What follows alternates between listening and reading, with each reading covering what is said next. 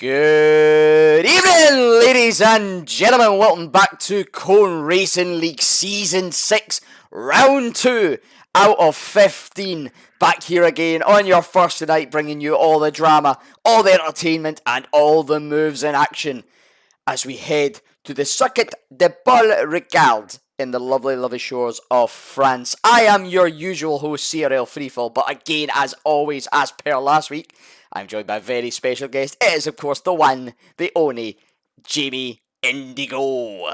How are you doing, my friend, Jamie?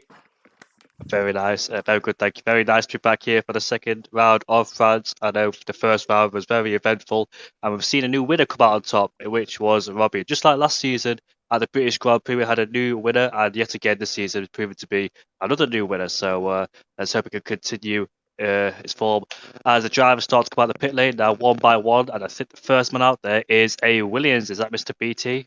And like you said, Mr. BT.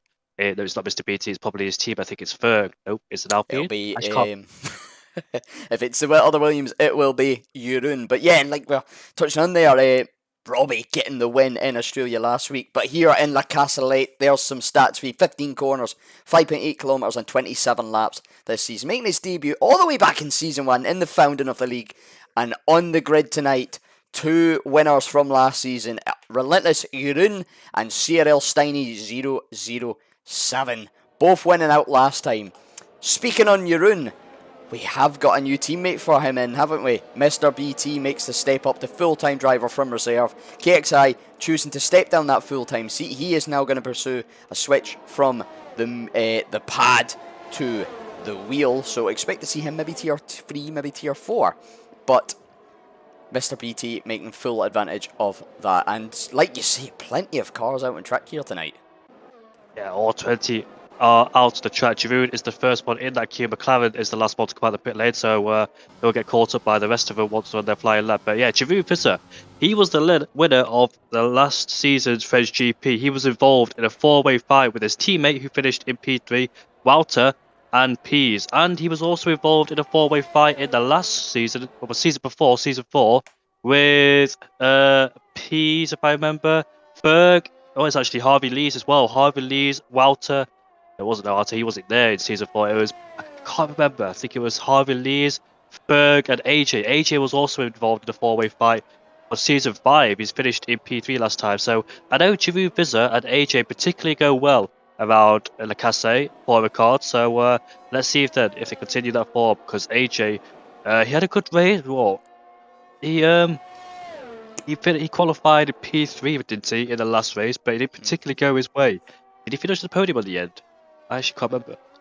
A long race, of course, 27 laps, plenty of action can happen, plenty of chances and twists and turns. Speaking of Jeroen there as well. It's raining. It is raining, yeah, I was just about to go on that. I have had news from Mr. AJ Wuhan himself. There is some rain throughout quali, sort of sprinkling here and there, so that explains why all 20 are already out. And these early laps could be crucial.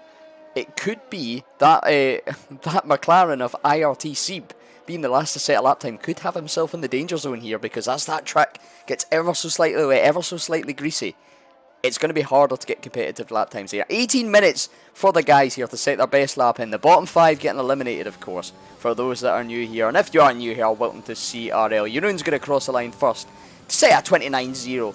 on the softs. A good banker lap. Now, we know these guys have got 28 4s, 28 5s in their tank, maybe 28 3s. Almost into the 28s already, and it's only Q1 in overcast conditions. Just shows you the skill these guys have. Yeah, exactly. Best possible scenario for Jeroen Visser to be the first one out there. His Williams garage all the way to the end. And like you said, on the other hand, Seagull Gamer being on the other side of the fence, so he might be struggling as he finishes his lap time soon. As we see everybody cross the line now, sorting themselves out, got 12 on the board. Also, if you validate as well, that can really cost you, because obviously as the race starts coming down, the track will get greasier, will lose all of its grip, especially in Q1 where the track is green, so it's not really that much rubbing in, and therefore mistakes will be most likely to happen. But you can see that Rudy popping up into P3 with a 29.3. McLaren are coming across the line. That is Jime in a P12 with a 29.7. We just waited for one more driver, which is Seagull Gamer. I won't be surprised if he doesn't set really competitive a lap time. His lap time will be still good enough, but where will it be? Oh, it's P5. That's not bad lap time. He set the same exact time as Robbie in P4. So that's a. Luckily, the rain didn't come down too heavily for Seaboard game. Otherwise, his qualifying, you dare say, could have been over with. But people like Hebompia, Derouge, Steiny, Rotation, and Knight, they might not have a second chance if the rain continues to pour down and if it gets heavier as well. But if it stays like this, it could have a potential chance. Absolutely, it is starting to come down ever so slightly heavy there. A couple of interesting facts for you for this circuit, of course. One of the only tracks on the calendar with a CRL custom name. That nice little chicane, you can see the yellow flags on the bottom right of your screen there as the Mercedes is going through. We don't call it its standard name, do we here, Jamie? It is, of course, the Do Well chicane. Do Well, sadly, our resident Frenchman can't join us here tonight. But it is one of the few tracks, along with the Swallow Gum Corner in Hungary. That's a very unique one, a very maybe niche one for those that know. Shout out to my good friend Jamie Robertson, of course, not Morris, for that naming. But also another little fact, Nathan, he just went and done a back-to-back lap there. Quite a few cars actually doing that, quite surprised me. Currently P11 at the moment. He's never escaped Q1 at this circuit in the last 2 seasons. Yeah, I remember that. I remember he tends to struggle around here in France in comparison to his brother AJ, who usually gets into Q3 and starts the top 5. But I was aboard with Jibe there. He was going for a second lap. He was improving, but sadly he ran out of fuel, so he only was fueled for 1 lap only, whereas everybody else was fueled for about 2 or 3. So you can see multiple people going for laps as the tracks, well, try to get better. We can see Mark in the middle sector. He's improving by a tenth, this Mark. So as you can see in the bottom right, the fuel light is flashing, so best hope that he has enough fuel to finish that lap. It looks like a good lap time so far. He seems to go down into 3rd gear through that double right hander. But coming to the left-hander now, you want to be really careful. Don't touch this apex, especially in these conditions now as the track starts to get more greasier. Usually, in normal conditions, you hug this curb. And coming into the final 2 corners then, keep as nice and tight as you possibly can. That traction is really crucial now in this awkward, always gone a bit wide, but he does not invalidate. Oh yes, he does invalidate, so that's Mark's lap time is over, but he still comes across the line anyway. What lap time would it have been? Oh, he's down anyway. I think that last corner just compromised him with the way he approached it by going a bit too wide. Yeah, 16 thousandths the difference between the 2 times there as Pease crosses the line, goes up to P4 with a 29.383. I would say that's him as the rain starts to come down here. He might be looking pretty safe there, of course. Had that little bit of unfortunate early on in the last week out in Australia, getting tangled up with AJ Wuhan, and then the collection of that resulting in damage to Jeroen Visser and a few other drivers. I believe Nathan getting caught up in that. So a lot of drivers, a lot to claw back. One man that doesn't have anything to claw back though is, of course, Robbie. Robbie in the pits at the moment. He got driver of the week with his win out last week, overtaking Wouter towards the final. The 4th from the end corner, the 4th from last corner. Very solid move from him, very good drive from him. But an interesting fact that he won't be too chuffed to hear is, since I believe season 3, maybe even season 2, the driver that has won the first race in CRC 1, of course our top tier, fastest tier, has never went on to win the championship. Not a good omen for the I'm not quite sure what his nationality is. From the Robbie, shall we say, going into this season.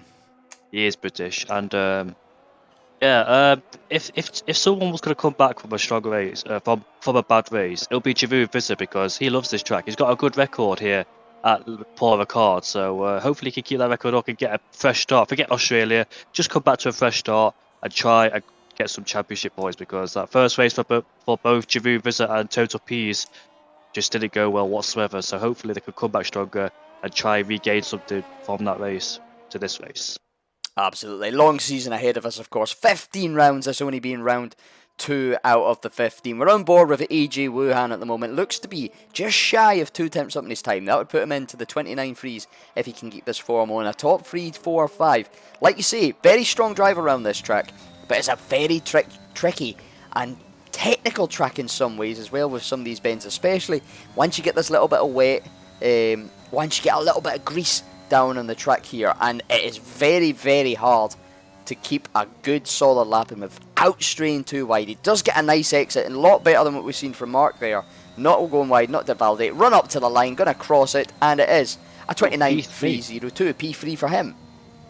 It looks like he's used a brand new set of tyres. It says 1 lap only, so could he have fitted a brand new set of tyres on? Maybe try and get himself up the pecking order just in case something happens towards the end. Maybe the track is still not too bad. Maybe on the first lap they were just experimenting, see how fast they could go. Because on a dry/greasy track, you don't want to really push too hard unless you really know the limits. So that first lap was probably an exploratory lap, but the second and third, absolutely go for it, knowing where the limits are. I would say so. Rotation crossing the line with a 30.3. Yeah, going for the extra set of mediums. Of course, if it is going to rain further on in the session, you've got them spare extra set of softs because you're going to jump to intermediates, maybe even wets. Of course, tyre wear's very high round here. We do expect to see a soft, medium, soft, hard, soft, medium, medium, maybe even. So having those extra set of softs isn't really to advantage. You might as well go and use them and make sure you get out of Q1 and then go and do the business in the Enter at the moment. A couple of guys that need to do business here, working very well together, the two Red Bulls of rotation in as a stand-in for Relentless Nathan tonight in that Red Bull and Knight. Currently find themselves in P19 and 20. Of course, the Red Bulls having a very good showing in the first set of rounds. Currently top of the Constructors table. Of course, here in Cone we do a combined Constructors, all 4 tiers. And there we have it, Red Bull up at the top, nice and steady above AlphaTauri, Alpine, Haas and Aston Martin rounding off your top 5. But they'll be looking to build on that from the first week. Try and get some more points in and try and stretch that league in the standings. Of course, the top 5 points here tonight. P1 will get 40 points, P2 33, P3 28, P4 23 and P5 20. And as a result of that, our drivers standing pretty straightforward. Wouter, Anjan, Mark, Robbie and Jaime. Of course, true enough, actually, there's actually a little mistake on my part. Robbie first on track but getting a post-race penalty sees him drop to P4. So Wouter winning the first race of the season. Will he be the one that gets the terrible luck or the terrible curse of not being able to win a season after you've won the first race? Could the defending champion season be on the ropes despite that win already? It's very interesting. Was there an explanation why Robbie had a post-race penalty? If you bear with me, I can find that out from the race control office. So looking through here, where are we? It was a collision with Duell. Actually, on lap 1. So on the run down to turn 1, Robbie, I remember it now, Robbie, a bit cautious maybe for cars breaking ahead of him, had maybe a little bit of a fear thinking the cars in front of him were going to brake too early, give him a bit of damage, so he swerved to the right and actually swerved into Mr. Kevin Duell, giving him front wing damage at the start of lap 1. So a 5-second penalty and 2 penalty points on his licence for that incident saw him drop from P1 to P4 despite making that move in the final lap. Oh, that's a massive shame. Meanwhile, while all that was happening, Jai went up to P12. Het Bobbier has retired from the session. He got knocked out in Q1 in the last race in Australia. He could be on the verge because De Griff, De Rouge, Steiny who's invalidated, ISO 9 is in the pit. So keep an eye out to Griff because I believe he is improving and he's on a lap that could potentially take up the pecking order inside Q2. So Het Bobbier is in massive trouble. He probably thought he was safe. But Griff says otherwise as he makes his way around the final corner, gets a decent exit. DRS enabled still, and let's see what lap time Griff sets. Will he knock him out? Yes, he will. He moves up into P13, so Het Bobbier down in P16 then has been knocked out, and sadly for him, second consecutive Q1 elimination.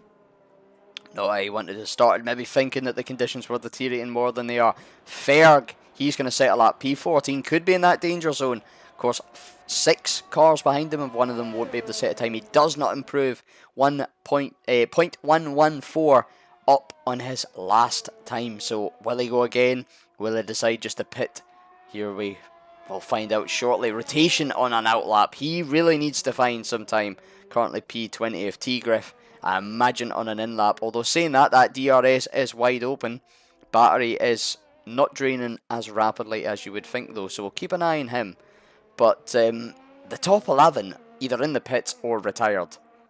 pretty safe, you would say. You know, conditions are going to deteriorate. Whether it's just a tenth or 2 tenths, they are going to struggle to get to the lower 29s as it is. And it seems to be a battle. Who can get to those mid to high 29s and stay within the top 15? We already have our first exit. And like you said, IRT Bumpy, second in a row. Not how he'd want his season to start, but there is no point on a Saturday. That's, of course, Jaime, currently in P12, is retiring. T-Griff running wide on the pit entry, but is into the pits. Station there with 2 minutes and 35 seconds left to go. IS4 his teammates out there on an out lap. Steiny is also on an out lap. We're still on board rotation. See what we can do. Is this heavy braking zone there? You really want to attack this curb. Oh, slided a bit. As you can see there, attacking the apex there. Very nice. You can see the back end just sliding on rotation. Let's see how it affects his middle sector. A bit of a slipstream there from his teammate IS4, and he's down by 400. So he needs to find a time to improve to get out of last place, which I'm sure he would have wanted, my fellow FRL driver. Coming into this double right-hander here, he would have got to take it right to get a slingshot exit coming out of here. Oh, he goes wide, and that's him possibly done for his flying lap. Luckily, he didn't spin there, wrecked his tyres, but it looks like he's backed out now. So rotation and under massive pressure as he tries to get himself out of last place. His teammate ISO has just gone past. We've got Mr. BT on an out lap as well. So the guys down in the danger zone, or just on the verge of the danger zone, trying to improve on our lap time. Mr. BT, DeVuge, Steiny, and ISO rotation has got 1 more minute left to try and improve his flying lap. Otherwise, that's him knocked out Q1. I will start down in last place. Yeah, these bottom 4, 5, 6, 7, like you say, all in contentions. Really fair downwards is what we're looking at for the sort of battle. Of course, Rotation, Knight, Steiny, all looking for that big gap. 4 tenths nearly between DeRoy and Steiny, P17 to P18. It is a lot to make up, but we don't know. Maybe there was a mistake in their first lap. Maybe they were just testing the waters, like you said previously. It'll be one to watch and see how much time they can make up. We're on board with ISRL Knight. He is coming down the first straight into the dual wheel chicane, flinging it into the right, back to the left, and then that left exit. I just got my lefts and right mixed up. Apologies for that. But he is going to hit. Oh, he's actually invalidated. He was 3 tenths off his time though, so I'm not quite sure there. Rotation a tenth off his time as well. So it looks to me as if all the grip is just going. Of course, the rain coming down, any rubber that's been put down on the track, it'll soon be washed off with the damp conditions here. Steiny about to cross into the final sector. Can he improve? He isn't. He is 4.5 tenths down in his time. And I'm afraid that may be curtains for a lot of these drivers. Steiny's slowing down and trying not to get in the way of DeRoy further back. We'll go on board with DeRoy then. Where's Mr. BT? Mr. BT's coming down that long straight, so stay on board with DeRouge there. Coming into the second, there's 2 right-handers, sorry. Got mine mixed up as well. Is this left-hander we go? Stay off that curb on the entry. Get back at the throttle. You really want to hook this. As you can see, he's run out of fuel. This is his last chance. This is everybody's last chance who are not tied at the bottom 5 except Head Bompia. Can get themselves out of Q1 as he makes his way around the final corner there. Be careful of traction, especially in these conditions here. DRS enabled for this long straight, and let's see if he can get himself out of that bottom zone. He can't, sadly for him, and he'll stay down there in P17. Steiny in the pit lane, so where's Mr. BT? Mr. BT then, oh, he's run out of fuel, but it looks like he's safe to me unless ISO Knight can eliminate him. He's down in the first sector is ISO Knight, so it's unlikely that he will. Let's see what his middle sector is like as Mr. BT pops off into the pit lane. So ISO Knight, they're the only one that could spoil Mr. BT's evening, but he can't because he's 4 tenths down, and I dare say that's qualifying over for him. So both sadly for them, both Red Bulls are in last place with a 32.2 and 0.3. Just not getting the qualifying right. Knight does invalidate there as well, and that will be curtains for his qualifying. The constructors leaders, oh, and Knight going for a little spin. Maybe a little bit of frustration coming through there from the driver, just unable to get the laps. And it is tricky, of course. Once the rain starts coming down, you get that greasiness, that rubber starts to go. Everything can really go against you, and that will be us for Q1. So FRL rotation, ISRL Knight, CRL Steiny, CPI DeRoy, and IRT Bumpy. Your 5 drivers exiting, not exiting.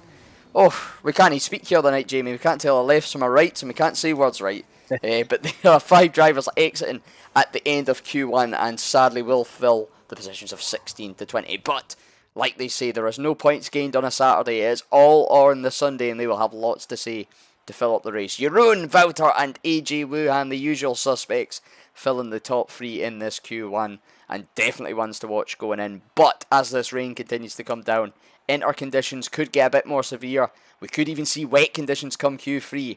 We don't know what it'll hold, and sadly, because Codemasters doesn't like the tell us the weather, but I am told that it's going to deteriorate as qualifying goes on until we get to a nice dry Sunday race. I like that. I'd rather have a dry race than a wet race here in France because it's difficult enough to overtake. And in the wet, there's no DRS, so it's the main overtaking opportunity. It's just not close enough. And the straight line speed, if the opponents have, you just can't get near them. So thankfully, we have a dry race, and hopefully, it should be a good one. It'll also give up the opportunity for drivers to pick their own custom strategy. Of course, Q2, this is the main session. The tyres they set in this session, they will have to start on the Sunday race, or the race in about 40 minutes or so, give or take. Of course, we do it all in the one night. But if they set them on inters and it goes to dry, they get a free choice.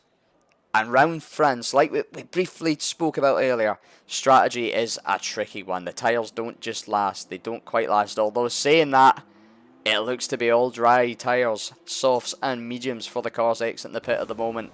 Maybe similar to Q1, there'll be just enough time to get a lap in and no more. Yes, indeed, and you can see a majority of the people out there are on the soft compound tyres, the more malleable, and it looks like it's heavier as well. These conditions, so you can be really, really careful. You can see all the drivers then rushing out. We've got a few medium runners, which are Nathan, Marty, and Robbie. Would they really want to be on the medium compound tyres, knowing that's less grippier and it takes a lot of time to heat up, and they don't stick to the track as they would have done on the softs? Who knows? But who's the first man out there? It looks like it's to be Mark who's the first driver out there, followed by the Alfa Romeo, his teammate behind him. Yeah, like you're saying there, the softs, such a better tyre when these kind of conditions. Just purely, not only do they have more grip, but sort of hand in hand with that, they're so much easier to get into an optimal tyre temperature range. Of course, in the dries here, getting the tyres into temperature range isn't normally a problem. It's normally overheating you're trying to manage, so maybe not too big of an issue for the medium runners, but still, the gap in the dry, normally about 1.2 seconds between the mediums and the softs. That's going to be exaggerated here in the low grip conditions. It'll be interesting to see Nathan, Robbie and Marty, by all means, quick drivers, but are they quick enough to sneak through into Q3? Especially when there's only maybe going to be one chance, one shot quality effectively, to get your lap in this session and get a good one in to make sure you get into Q3. Again, all the cars piled up through that third sector. Mark will take us on the first lap of this session as we follow on board with him. Seems to be a little spin through Q3, or whether that's just cars jockeying for position. But Mark, coming through the first sector, that left, that right into the left, back into the right, and then into a nice long right before a left kink on to the first run down the straight. I believe they will still have DRS because it is, of course, dry tyres. Yep, that rear wing of the Alfa Romeo on Mark's car wide open as he heads down to the Do Well chicane, or chicken, as we like to say. Yeah, this break is boy spot on. I know a lot of people who validate here because they like to cut that corner as much as they can. You have to. At the same time, you've got to be really careful on cutting that corner. His middle sector is a 51.0 in these conditions, unsurprisingly. Let's see if he lifts. No, he doesn't. He goes flat out through this corner, which is typically flat out. Double right hander. Let's see how wide he goes. Does he have problems? He goes down into third gear. Unexpectedly, people go down to third gear, but in these conditions, it's acceptable. Coming to this left hander here. Let's see where he takes it. Gets the car turned in. Very nice on the exit as well. No wheel spin. He makes his way towards the penultimate corner here. Take it as nice and tightly as you can through here. And this slowest part of the track. Down in second gear. Get back on the throttle as soon as the car straightened up. DRS enabled for this long straight. As towards the line we go, then it's going to be a 31.9. And let's see what others do behind him. I believe his teammate is the second. No, that's Rudy. It's a 32.2. So Giroud is going to P2 at the moment. AJ into P2 with a 31.9. Andijan goes quickest with a 31.8. So nice lap time there from Andijan. Jaime into P4. Ferg into P6. Walter goes quickest by a tenth ahead of Andijan in P2. Remember, Andijan got a podium in the Australian Grand Prix. I think he got second place due to Robbie's penalty. third place on track, second place on penalties. Nathan the first in the medium runners, P11 with a 33.6. Now, I might be wrong in saying this, but I can remember from the Tier 2 race last season, we had similar sort of conditions towards the end of Q3. It was inters, or sorry, I believe it was the middle part of Q3 was inters, and it dried up right at the end. But the inter times aren't much off these 32s and 33s at the moment, so maybe the inters may just be starting to get quicker. Definitely quicker than the medium times, I would say. You can see easy the difference between the two tyres there. The medium guys all in 12th, 13th, 14th, only beating out Mr. BT in the Williams, who is currently sitting in the pits, having a little rest. A lot of cars getting out of the way of drivers. It is a bit of a mess at the moment on track, trying to figure out who's in a lap, who's not, and where they all are. And I believe, to be honest, a lot of the cars are just doing a nice little slow in lap. Luckily, it's not a street circuit like Australia where it's very tight. And if you make mistakes here, you're most likely not to go in the wall because there's plenty of runoff area. And whereas Australia, if you made a mistake, you're potentially in the wall and out, like Robbie did in Q2 last time. Robbie currently in P12 on the medium compound tyres along with Nathan, so they're definitely switching over to the soft compound tyres later as Andijan takes out the braking boards. I bet some people like Rudy, who runs no line, won't be happy about that one. A little bit cheeky from the Swede of Andijan, of course. Hopefully won't have too much impact on the session here. Maybe one for the stewards. It depends how naughty everybody else is feeling and putting a report in. Pizzo is out on the softs. Of course, P11, he will need to improve on that time. And already in Sector 1, he was about 3/10 down on his best time. Yeah, on this graphic, it says he's done 2 laps of these soft compound tyres, so he might have to go back to the pit lane and put on a brand new set of softs to get into Q3. As you can see, he can't go for another lap time as the fuel's running down. So P's there in P11, not in a spot where you want to be putting on a brand new set of tyres. Realistically, you want to use one set of tyres like in Q1 and Q2 if you're the top runners, but P's having to go on a brand new set to get himself into Q3. And Rudy there down in P10 on the cusp as well, so he would definitely pop on a brand new set. Who is safe at the moment? I don't think.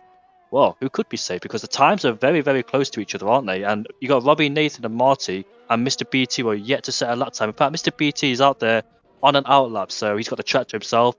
Other than Mercedes being out there, or P's, who will come back in the pit lane at the end of this lap. So we've got Mr. BT, who interestingly has opted to go for the medium compound tyres. Yeah, I must admit it's a bold call from BT. The mediums we've already seen struggling out here in these conditions, but a bit of self-confidence, a bit of pace. Why not? If he feels he can go for it, I fully believe in him.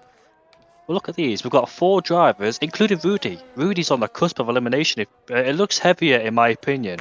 DRS is still enabled, as you can see in Mr. BT's graphic there. We've got a lot of drivers retiring. They believe they can't improve. Peter's retired. He's knocked out of Q3. He can't get into Q3. So is Nathan. So those drivers have made the wrong choices. Well, Pease hasn't made the wrong choice. He's made a mistake on his laps. But Rudy is so lucky as the conditions get worsened. So Mr. BT there on the medium compound tyres might not even get a good lap time in. Might be out of this qualified session. As you can see, he's validated. So that's it for him. As the conditions worsen, DRS will probably be disabled soon. So P's there on the back foot massively, as he really needs to get a good result after the disappointment in Australia. Absolutely on the back result. Not a good result for his fellow Mercedes. Marty, of course, both cars DNFing last week out in Australia. The same scenario happening in Tier 2, which saw us go into the first 2 races. Of course, 2 races on the first day, 2 on the following Monday. And Mercedes sitting on 0 points after those. BT going for a spin, and that will be his front wing going out of the do-well chicane. So just showing how easy it is. These drivers haven't used the intermediate, so they will start the race. The top 10 will start the race on those soft compound tyres because everybody has set their best lap. Yeah, on the soft compound tyres. So P's downwards will choose what tyres they can go on. P's can go on the medium compound tyres and go for a much longer stint during the race. So he's in the best position. Rudy's in the worst position, but there's still Q3, so we'll wait for that. But who will get pole position? Barter looking good up there. Andijan in P2, Mark P3, AJ P4. Both McLaren's looking good as well. Seymour Gamer, we know he struggled in Australia, but it looks like he's coming back to him here in France. Just as we say though, quali might not be over. Marty is going for another lap.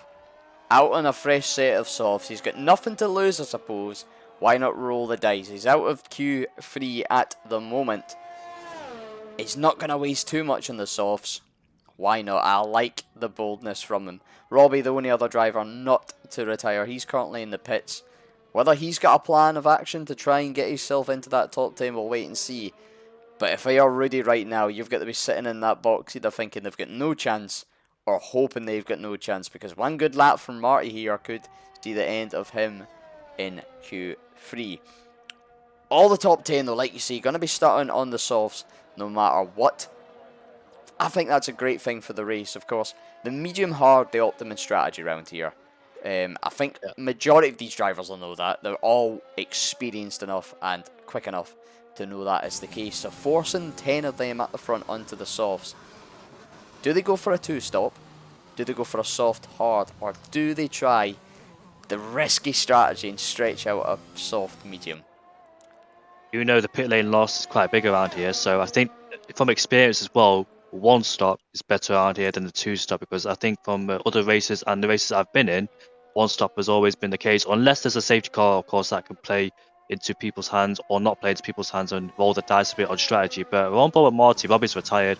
Coming through turn 3, 4 and turn 5 now, the technical parts of the sector 1 around here in France.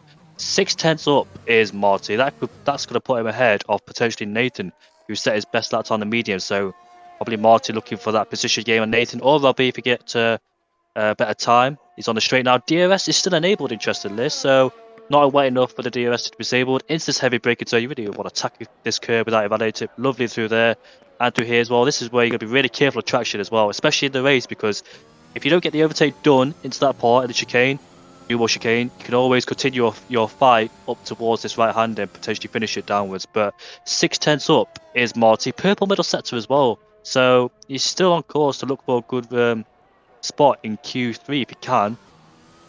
Might beat Nathan and Robbie, maybe get near P's, I'm not quite sure. Going into this left-hander here, goes down into second and instantly back up to fourth to get the traction, break traction through there, which is critical. Coming into this long left-hander here, takes it tight, uses the curb. Well, wet track, he doesn't look like he's struggling that much, does he? And he gets a nice final exit. DRS enabled, no wheel spin whatsoever. As he makes his way towards the line, what could it be? And it's P13, so he gets ahead of Nathan by 3/10, so he's moved up one spot. One spot better at least than P14. A valiant effort, of course. Maybe that's exactly what he's looking at. I can't get into Q3, but think I can beat those guys. I can get P13, maybe even P12 when he 3/10 off Robbie. But very, very good time considering the conditions. I did think there for a second when we saw that purple sector too, is it the game glitch or is this track maybe secretly getting a little bit drier? We do see that sometimes. The game this year, very, very temperamental when it comes to weather. It does just get very wet and very dry very quick, but not the case for Marty at the moment. He has got that DRS wide open, but he has invalidated and just cutting the cutting across the chicane and retire on track. I don't think there'll be any penalty for that, considering everybody else was. Nice little bit of comic relief there, but there we go, Q2 done and dusted, leaving us with 10 drivers for Q3. The shootout for pole. 2 questions on our mind. Who will get pole and what will the weather do? Wouter, the Dutchman, the reigning champion in the Haas, getting provisional pole in this Q2. Not far ahead of Anjan. We've seen some good battles between those two. Very close in the race and quali last week. But Mark, podium sitter in last week's race. Thanks to that penalty to Roddy, P3. One to watch. As well as Jacob, Jaime, Sieb, Tigriff, Jeroen, Ferg and Rudy. Not really a bad driver in this bunch. You don't really get to a Q3 in Tier 1 by being a bad driver. It's more about who is the best. Consistent, which is proven to be wild in the last few races as well. Indeed, last season, of course, constantly up in the podium mix. Very, very consistent. Very, very constant on those podiums. Brilliant results from him. Q3 looks like the same weather conditions as Q2, so I don't think it'll be a case of whoever's the first out of track will probably get to pole position like Q1 and Q2, but all 10 drivers then immediately coming out. I suppose they don't want to waste any time in the pit lane. They want to get their laps in, their banker laps as well. And the first man out there is a Williams of Jeroen Visser, who won the French GP last season and he came third the season before. So this is a track that Jeroen Visser particularly goes well on, and let's see if he can keep that form. But he's got Wouter right behind him. Power nose to tail almost. All of the drivers out on the softs, and you sort of expect this. Look how close these cars are together on that track in the bottom right hand of your screen, folks. You've got limited time here because the track's only going to get wetter and worse, and eventually the inters are going to be the better tyre over the softs. I believe I said that in Q2. I was getting my times mixed up. Oh, it's a terrible. That's why I was only ever a tier 2 driver, never a tier 1. I don't know my inters from my softs, but probably a one lap shootout here indeed. You see that Haas and Val are warming up the tyres. It's going to be key for these laps here, getting the heat in. But we're going to ride on board with Jeroen for this first lap, the first of our Q3 times that will be set. Assuming he gets a clean lap in and doesn't invalidate. He has looked the quickest in practice. He's been solid in the last 2 sessions. What can he do in Q3? We're about to find out as he rounds the final corner. The DRS still available. I'm a bit surprised at that. Then puddles starting to form on track as he runs down to turn 1. Keeping to the right hand side to get a nice entrance in. Just riding the curb enough to cut the corner without invalidating. The same for turn 2. Very cautious on the throttle though, because it is easy to lose on the curbs. Now through the technical section of sector 1's end before we get to the tight right hander, followed by the long right hander that marks the start of sector 2. Sector 2, a much less technical sector. 2 corners effectively. That little left kink we've got here, and the run down to the legendary do-well chicane here that splits the big 2 straights.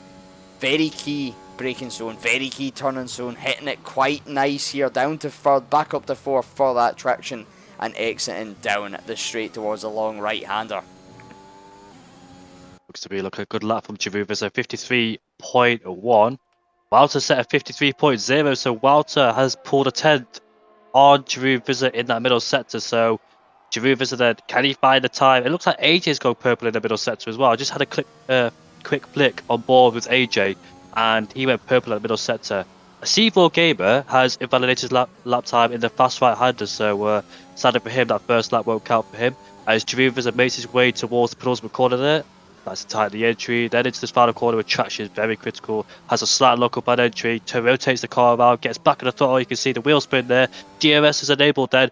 Can Jeroen Visser take provisional pole? It's going to be across the line now at 35.9 as Wouter takes it by 3/10. It's a 35.6 there from Wouter. Mark's gone quickest. It's a 35.5. As Ferg goes into P3, Rudy into P4 then. As AJ goes quickest with a 35.4. Wow, these times are coming in as AJ then. He goes well. Andigen as well, P2. Good job from him. A 35.5. Incredible, those times coming in rapid succession. Look at the gaps between them. 6 tenths between the 9 cars that have set. Sieb, the only car not to set, invalidating him. He looks to be on another lap here, but those conditions are just getting worse and worse, and I would say following that wide entry into that corner, that is his time done.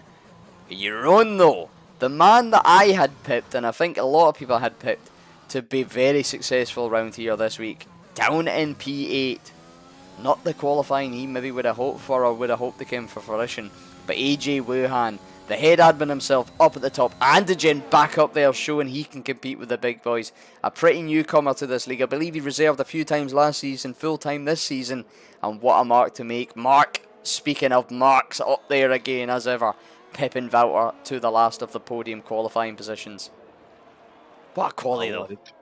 Yeah, and interestingly, it wasn't the drivers who went first that actually got the fastest lap. It was the drivers who went behind So that's very interesting. The Giroud Visitor got put down into P8 there with a 35.9. He did take it cautiously. I didn't see any mistakes there from Giroud Visitor, so we think he was just taking that lap cautiously. But look at these conditions. These are the worst conditions anybody could wish for, because you're going to go as fast as you can, but also you're going to take it as cautiously as you can as well. Exactly. Oh, look at that. First one quickest. It's a 35.3. He decided to do 2 laps on those set of softs. Well done for Ferg there with a 35.3. He's on provisional pole. The only driver that's done 2 consecutive lap times. So will he maintain pole position? Alpine in first and third, looking very strong indeed. Very solid lap from our season 3, and season 4 champion. Maybe just showing that double out lap, as they would call it. Pretty powerful, getting a bit more heat into the tyres. He's using that first. Build a bit of heat, build a bit of confidence, get a banker in, and the second really putting the foot down, knowing you've got something on the board, some sort of heat in the tyres and some sort of rubber in on the track. And like you're saying earlier, the guys at the front, Jeroen, Wouter, not getting the quickest times. I wonder if the guys behind them had a bit of a slipstream, shall we say, cutting through the air down towards the Duber chicane and the fast right-hander at the start of Sector 3. Maybe giving a big benefit, but props to Ferg. No slipstream, no cars in his way, and on that second lap, getting a 35.3 in what is very treacherous conditions here. On board with Griffin, he's actually got 1.5 tenths quicker in the middle sector, currently down in P7. That 1.5 tenths could potentially put him into P5. Let's see how much time he can find in that last sector. What you always know in the wet conditions that doing a second lap in the wet conditions is always better than your first lap, because you get more experience, more knowledge, and just the tyres just generally respond well on your second or third lap. And it also works on the dry tyres as well as the medium, the inters or wet. So to Griff then, if he can hook up this final sector, he can find himself up the pecking order, because he already got 1.5 tenths quicker in the middle sector. Makes his way around the final corner. It's gone deep a little bit. That's going to lose him a bit of time. But DRS enabled then, what time can he set as he will move himself up into P6? Gained a little bit of time, but potentially lost some as well. And he's done 3 laps on those set of softs, has to Griff. Yeah, going a little bit deep at that final corner, losing a little bit of time. Possibly the difference between myself and Wouter. Only 300s that distance at the moment, so it just shows you the fine margins between these guys here. A few guys back out on track though. Mark, Rudy, Jeroen, Jaime and Sieb all doing their outlaps at the moment. The first to set another time, I believe, will be Jeroen. Scott, do you think that people might take a different approach now? Now seeing that they will potentially do 2 laps of these set of softs instead of just the one. But we've got a car coming out, which is AJ, who gets nice out the way. Yeah, do you think they'll do 2 laps instead of 1 this time? I think you've got to give it a try. It is very easy to invalidate here, so I think the guys would be silly not to fuel up enough to do 2 laps either way. It's just whether they want to risk leaving it too late, because it is still raining here. The conditions are getting worse. But Jeroen, purple sector 1, 3 tenths up in his time. Here we go. Lap time. This could be the lap. It's coming down the first of the back straights into the Duwell chicane. Taking a nice exit there on the throttle, nice and early in 4th gear. A little bit squirmy almost, but keeping it nice and tidy.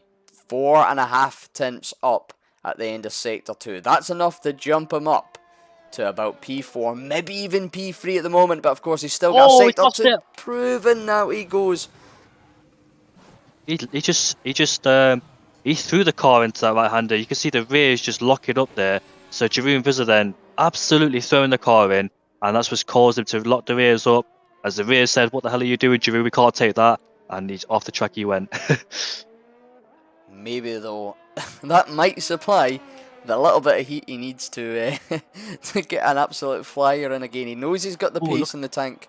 He's going back to the pit lane because of the fuel. Look, he's only fueled the car for 1 lap only.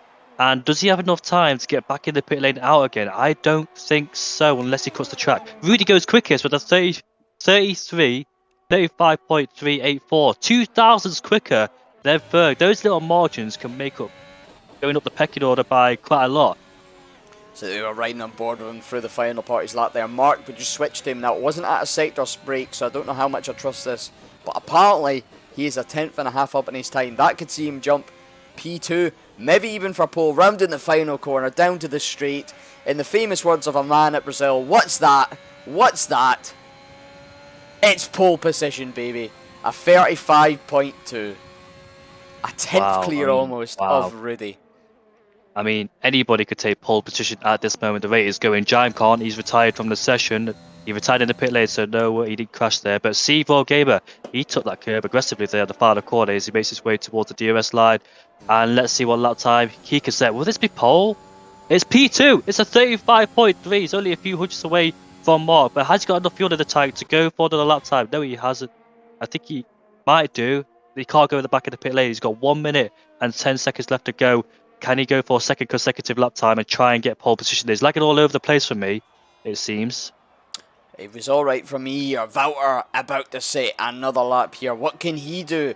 He can go pole a 35.0, and this just proves to me conditions must be getting slightly better here for these times to start tumbling down by this amount from what we've seen on the first rounds. Berg has spun coming out of turn. Can't quite. I think is that the end of the dual chicane. He lost traction coming out there, and sadly for him, how many seconds he's got left to go? Can he make it fun? No, he can't. That's it for third. Then qualifying is done and dusted for him. But is anybody out there to snatch back pole away from Wouter? Where's Jeroen? He's still in the pit lane, and that's it for him. Jeroen Visser will start down in P9. Sadly for him, he will not take pole position away. Mark, 10 seconds left to go. Yeah, 10 seconds, he can't make it. So the only man I think is AJ out there so far. And no, he's potentially.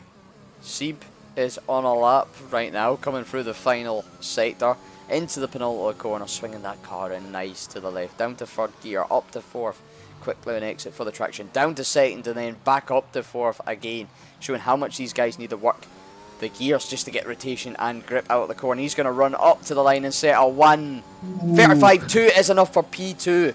Just pipping. Look at that. Second, third, and fourth.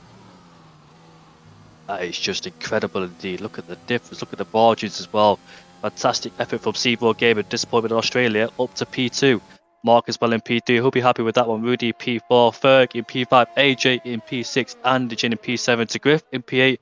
And Jeroen Visser in the worst place to start in P9 because you essentially fighting with the media runners behind you, so not really the best place. Neither is Jaime as well in P10, but Ferg will be happy that, Pease will be happy that Jeroen Visser's close to him, as he will start on the medium compound tyres, I'm expected. Yeah, both of them have the ability to fight each other, but both of them probably crying their eyes out, seeing the man in the Haas back up on pole, back on the top, a quarter of a second almost clear of Sieb in the McLaren for pole. Mark getting P3. 2,000s back on Sieb. Fine margins here. Going another 10th back. Rudy in P4. 2,000s again separating P4 and P5. With Jacob AJ Wuhan validating his final couple of runs there.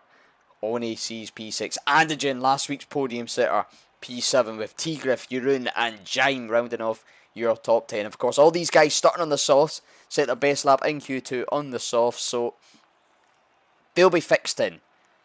Key things to fix here. Are they going to go for a 2-stop? Are they going to go for a 1-stop?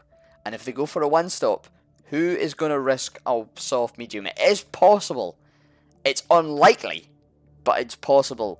And we know when anything's possible, anything can happen, especially with these guys. There is a nice little bit of French sunshine, however, looking down upon us for this race. The Dries at the moment setting up their pit strategy, making some fine tuning park Fermi adjustments to their cars. So while they do that, let's have a quick little review of the point system here in CRL. Of course, not a sprint race this weekend, just a 50% Grand Prix. So first place getting 40 points, second place 33, and third place 28. Those points trickle down with P4 getting 23, P5 20, 17 for P6, 14 for P7 and 12 for P8.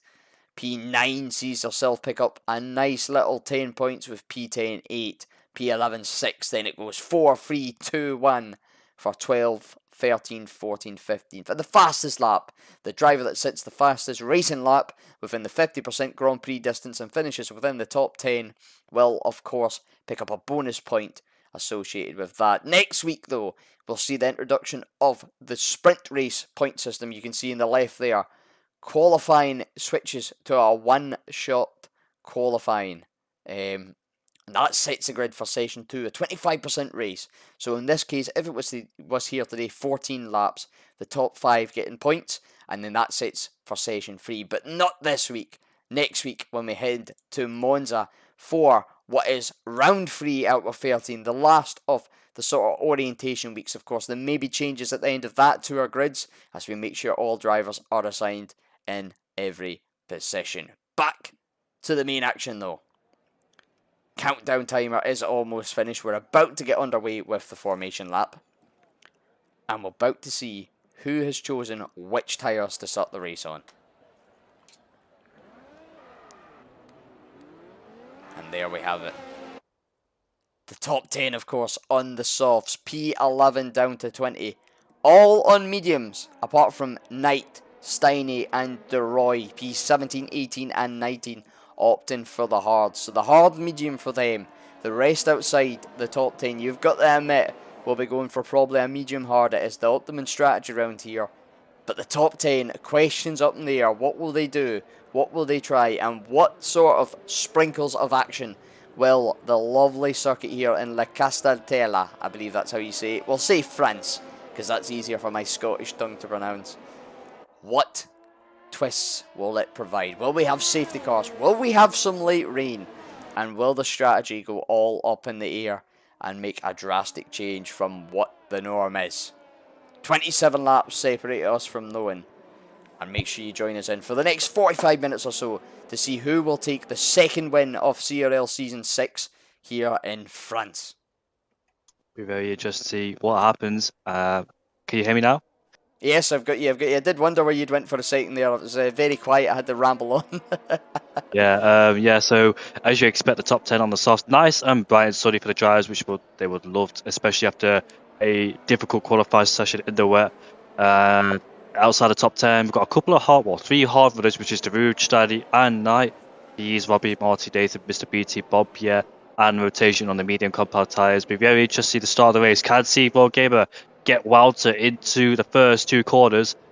Seen a bit of chaos in the first two corners in the actual real life mode when Sebastian Vettel made contact with Valtteri Bottas in 2018. Can get a bit chaotic sometimes in the first sector, but they'll all sort themselves out, jockey for position. But as they make their way towards the grid, then I will have the pleasure, as being Scott decided to take turns every single race of leading the way. Absolutely, a joint team effort here on CRL. 5 lead rights is a pleasure, not a guarantee to say, and this week the pleasure is all yours, Jamie. Thank you very much, my friend. Waiting for rotation to come to his box then. Got 27 laps ahead of us. Safety cars, a high chance of them all come out. Just waiting for everybody to line up. We're just waiting for the lights for the tense moments. Counting down 5, 4, 3, 2, and 1. Revving up as we go away for round 2 of the French GP. It looks like Mark's got a better start than Seymour Gamer. They go side by side now. Walter's well ahead and clear. Into turn when we go. Mark goes down the inside of Seymour Gamer to go side by side. And Mark goes around the outside to take second place away from Seymour Gamer. He's then compromised towards Rudy, who goes down the inside as they both bang together. And down the inside goes Rudy aggressively, not leaving Seymour Gamer any space whatsoever. Rudy takes away P3, but Ferg spun. He tried to go down the inside of Seymour Gamer. He just clipped the back of him. And he spun all the way down to last place. That's not what he wanted whatsoever. But Walter having the lead of the race by 7/10 and not threatened whatsoever. Seymour Gamer gone down to P2 to P4. Sadly for him, P's up into P9. He's side by side now with Jive as we make our way into the chicane. He's actually got ahead of him for P9, so good position there for P's from starting to P11 already. Disaster start for Ferg. They are going for a gap that's sort of just close to them, getting pinched and spinning out. The drivers making the biggest gains though this lap. Rotation in that Red Bull, up 6 at the moment. What's happening with AJ, Jamie? He tried to go down the inside, but there's not enough space. He didn't make contact. It was just C4 Gamer. Oh, C4 Gamer there, locking his rear tires. He's struggling with the rear tires as he enters the left-hander, and he'll be compromised towards AJ and Anderson down in P5 and P6. Brilliant start though. Most of the cars getting away nice and clean. Ferg the only real disaster start for him. Although a few cars into the pits already, Mr. BT and Marty must be picking up a little bit of damage, or is this a strange strategy call? I would think not. Both of them starting on the mediums, ISRL night as well, starting on the hards. We've got to spin it, quit out turn 2. That is the grip. I believe he got the curb, and the car just went, and there's no chance of saving it. Sadly for him, so he's down in P17, and sadly for him on the soft compound tyre, might have to make an early pit stop. But onto lap 2 already. Mark interested in Walter. Rudy up into P3 after making an aggressive start, getting past C4 Gamer. And yeah, Ferg tried to go for a gap. I call that a racing incident because it can all get tight into the first lap. But as they all sort themselves out now, on the straight we go. Mark will have to wait for that DRS to open up, so he has a chance to try and get past Walter. Looks like it could be an interesting race there between the top 3. Let's see if C4 Gamer can get himself back up there. He's currently defending from AJ Wuhan so far. P's down in P8 behind Anderson, or Jeroen Visser it seems. Jeroen Visser crawling over the back of Anderson. Will he try to make a move down here? No, he won't. Anderson has the door closed. Opens it up slightly, but he'll close it again in this next corner. Yeah, Jeroen thought about that there, that gap though. Knowing Jeroen, he knows when to go for a move, when to not. That gap was always going to be closing. Making a good start though on Jeroen. He's got a lot of ground to make up after that P8 qualifying here, but it can be a tricky track at times, especially for these guys to overtake. We already seen it now. It does sort of devolve into a little bit of a DRS train, and a lot of the moves can come under the pit strategy, and maybe who can just use their battery a little bit wiser.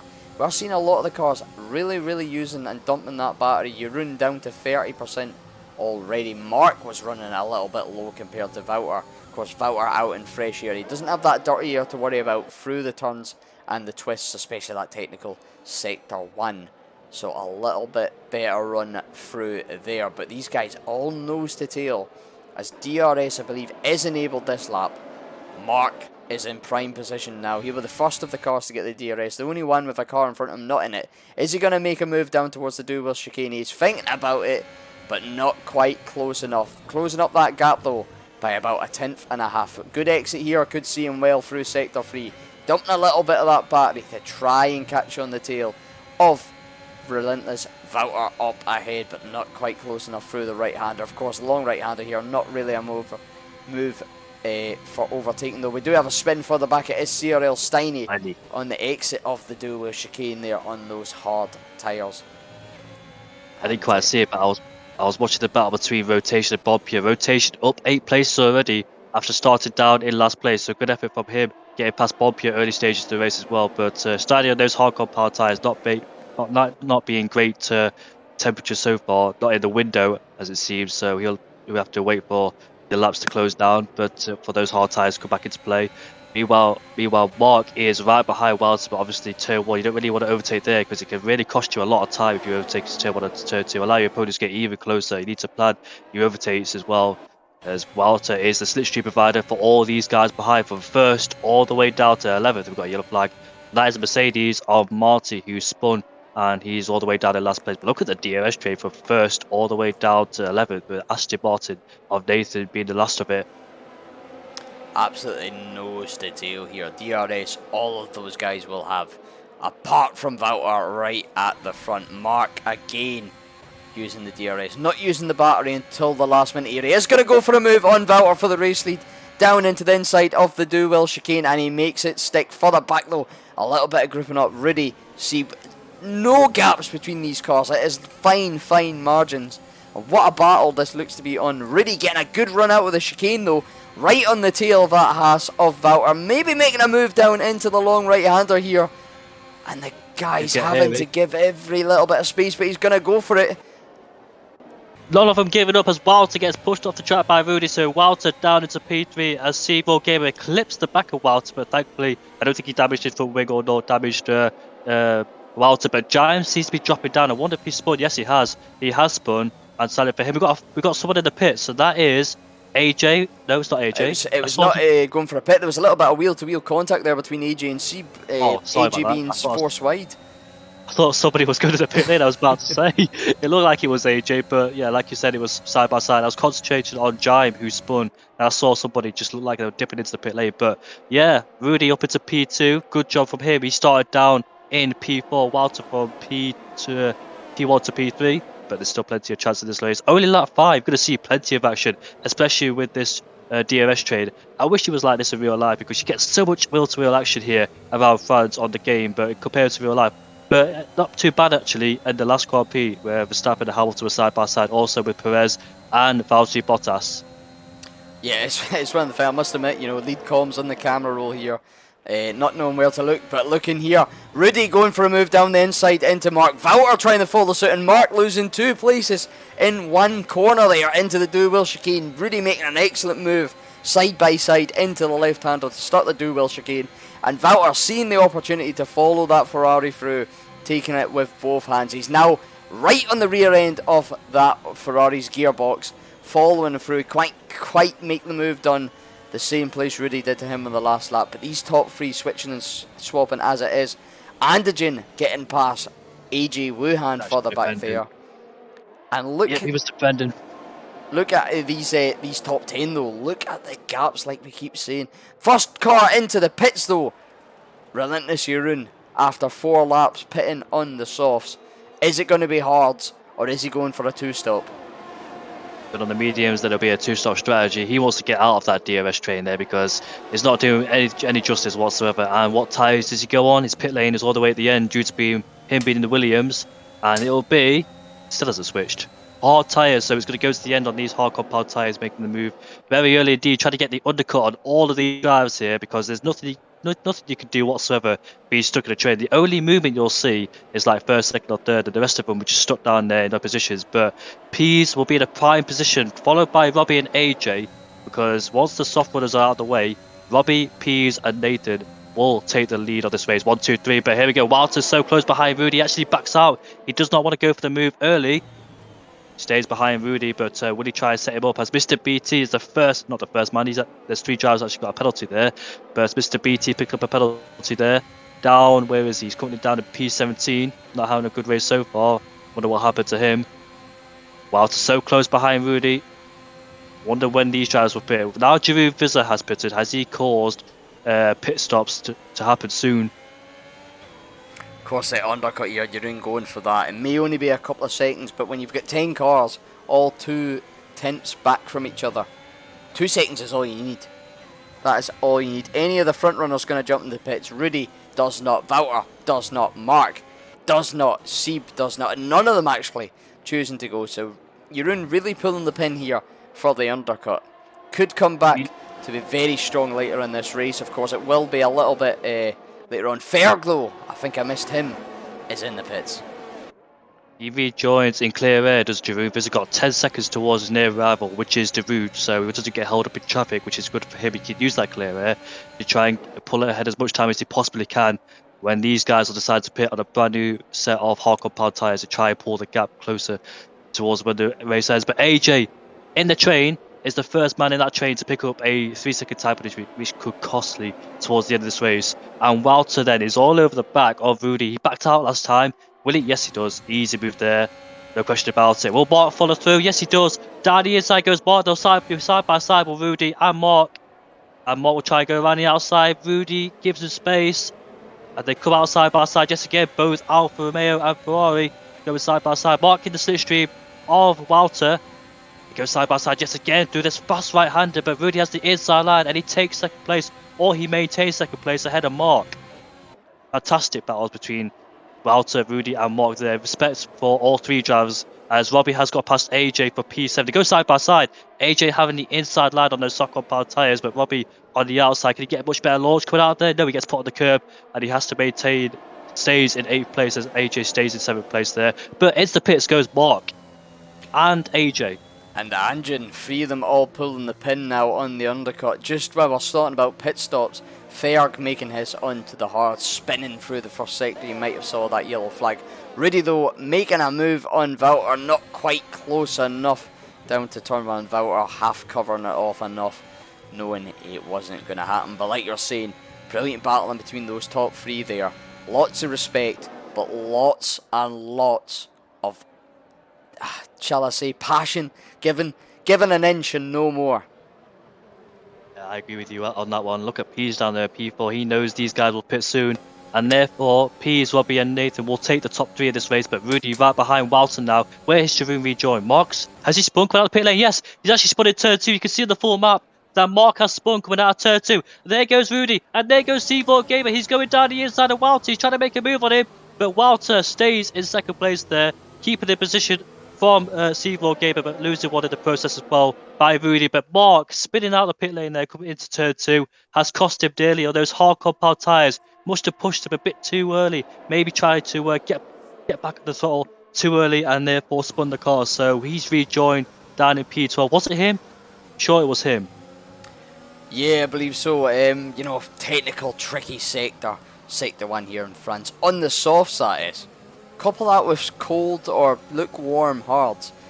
They generally take 2 or 3 laps to get up the pace. But here we go, the front runners into the pits. All the last of the softs. Rudy, Valter and Sieb all in. Sieb get a 5-second penalty crossing that speed delta line slightly too quick. That could be very detrimental to his race. But now we'll see the true pace of Pease, Robbie and Nathan. The last lap or so, I would definitely say these medium guys have been quicker, closing up the gaps and looking a bit more threatening behind. Fresh air, fresh time. Pease is going to shine. Of course, so Robbie and Nathan is going to be very difficult to shake the 2 Aston Martins behind him from the DRS. It's going to be closer to turn 1. AJ side by side with Rudy, who's just came out of the pit lane, and AJ just gets ahead of Rudy. Rudy being on those medium compound tyres. Interestingly, not the hards. So AJ's on the hards. He wants to get past him as quick as he possibly can, so to get hold up behind AJ there. But this is a fantastic race going on. Interestingly, Walter's also on the medium compound tyres too, hoping he can make those go towards the end there. And let's see then, will AJ get swallowed up on the straight, because he is low on the EOS. Looks like he started just a bit through the corner as well, unless it's just a bit of lag, because he is lagging on my screen just a bit. But here goes Rudy then, makes the move instantly on AJ, and up into P9 he goes. Will Walter follow through or stay behind just for the time being?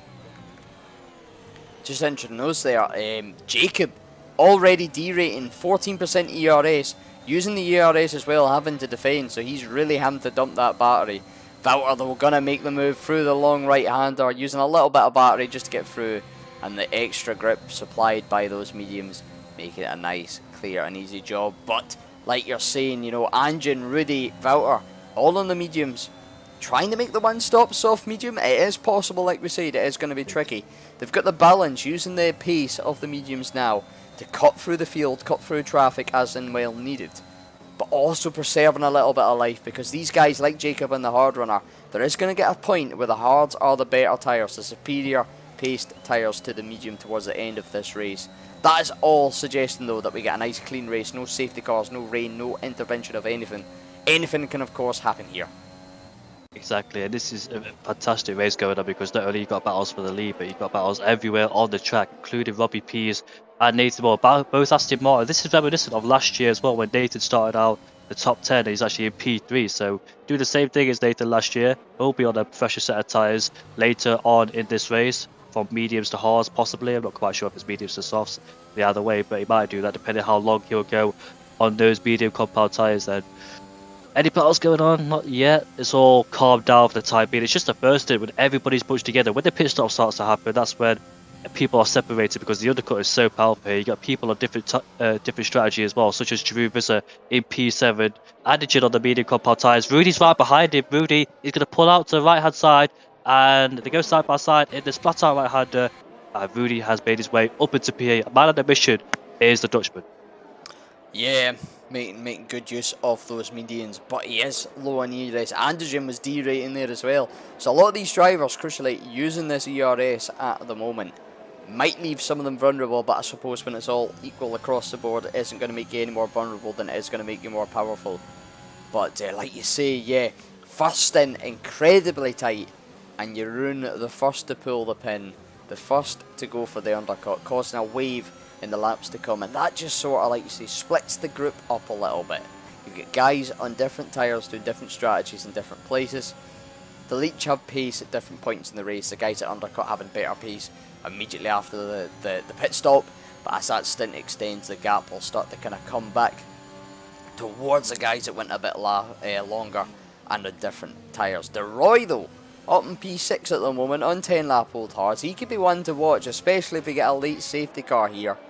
One to keep an eye on. DeRoy, of course, Tier 2 last season, a very, very good contender, particularly the second half of the season. Making his way up to Tier 1 and having a pretty solid showing, I must say, for the Tier 2 boys of last season up here. Lucky enough to race against him myself last season. A very, very, very sound and friendly guy, and I'm wishing him all the best here on this season. Let's see what he can do. Yeah, nice to see him here. P6 as said, running long on those hard compound tyres. Rudy, ever since he's got past Anderson, he's right behind Drew Visser. Drew Visser on those hard compound tyres. He's going to be vulnerable towards Rudy. As Nathan then, into the pit lane he goes. Not his teammate, you would expect his teammate to go first in the pit lane due him being the lead car of the two Aston Martin. But Nathan then pulling the pit early, possibly going on the hard compound tyres because the sauce will definitely make it to the end if he pits now. So on the hards he goes, and let's see where he rejoins. Likewise to Anderson as well, because Rudy's right behind, Walter's right behind him. And we're starting to get a little bit of trade going on as well behind Derouge. Derouge needs to get past Derouge as quickly as he can so we don't get held up too much and be in the clutches of Rudy, Anderson and Walter. And Nathan JB will come out of the pit lane.